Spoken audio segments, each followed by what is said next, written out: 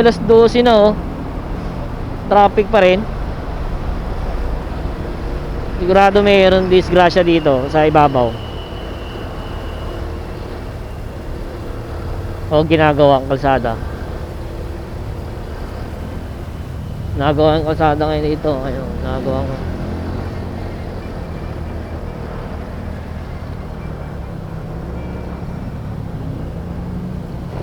Diba ginagawa?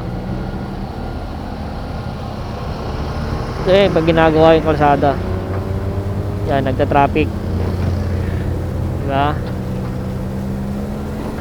Delikado kasi dyan yung mga bakal eh, labal sa Magallanes. Ayan o. Ito ayusin din nila to. Dami-dami na ayusin nila. Ayun o. Delikado yan pag ganyan. Ay tulad yan. Yan o. Yan diba? Yung bakal na to. Medyo delikado dito sa flyover ng ano, ng Magallanes. Guys, di ba?